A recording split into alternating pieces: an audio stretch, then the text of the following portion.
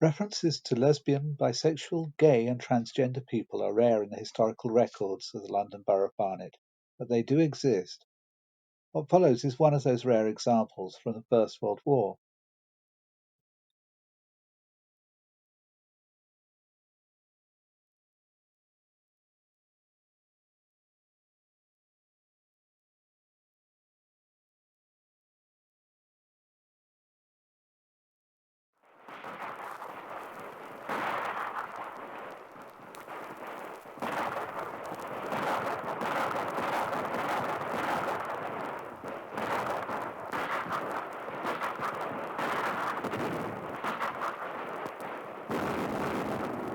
The war with Germany, notorious for its brutality, constantly needed replacements for the thousands of wounded and dead.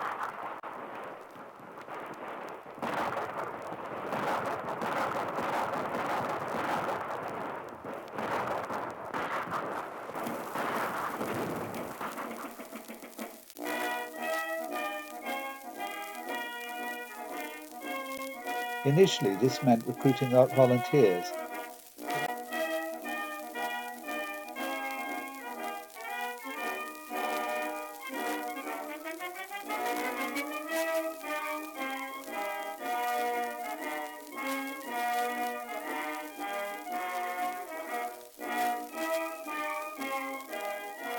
But after a couple of years, relying on volunteers was not enough, and one thing was left: conscription.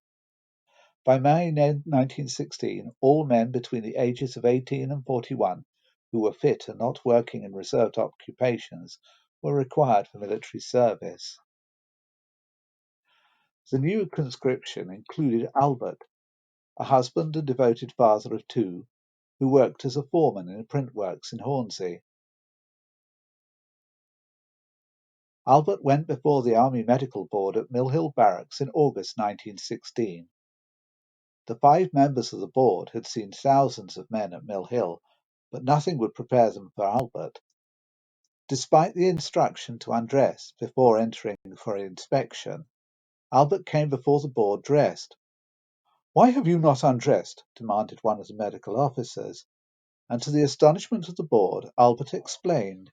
I was unaware that we would be required to undress. Doctor, it is no good going on with this examination. I am not a man. At first, the board doubted the truth, believing that Albert was trying to evade service, but after a discreet examination, Albert proved to be, in fact, Alberta.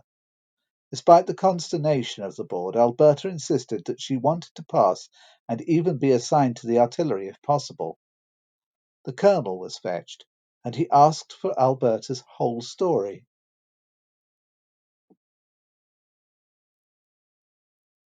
I married at 25. I'm 33 now. My married life was an unhappy one. I decided to separate from my husband, but he insisted on following me. My 2 children had died, and all I asked for was that my husband should leave me alone. The fear of coming across him was always very great in my mind. One day the idea came to me that if I dressed as a man, he would never find me. I bought some clothing at a second-hand shop, and then, under the pretext of suffering from headaches caused by the weight of my long hair, I had my hair cut short. I waited until dark and then dressed myself in men's clothing. I made my way to my sister's house and explained my situation, and told her that I was not going back. Her husband, being a commercial traveller, was never long at home, and I was introduced as a brother, and suspicions never crossed his mind. After a while, I had sufficient confidence to go out in daytime and even to look for work. I worked at a sweet factory in Wood Green. Then I found that a Hornsey printer was seeking a man for bill distributing. In the 4 years that I worked as a man, no one had the slightest idea that I was other than a man. I was a diligent worker and was given a job within the works. Being a quick learner, I became the foreman after a couple of years. As a foreman, I was excused from saying much, which suited me. I never made a companion of anyone, and directly my work was finished, I went home. Shortly after, my sister's husband died, and she was left considering going to work herself. I said, "Look here, I am earning enough for two. If you will stay at home and keep house for the lot of us, I will pay the expenses." We moved to a new residence, and everyone thought we were man and wife. When the war broke out, I felt that as I was earning a man's wage, I ought to serve too. If it had simply been a matter of wearing khaki, I would have joined up. When we were required to register last summer, I filled up the cards as a husband and father of two children. Once Alberta finished, the colonel spoke. "I think you're a brick to do what you have, but the army wants men, not women. I shall not take steps against you, but I must inform the police. You are a very plucky woman." And the colonel shook Alberta's hand, presented her with 2 shillings. After 2 hours at the local police station, Alberta was released, dressed as a woman.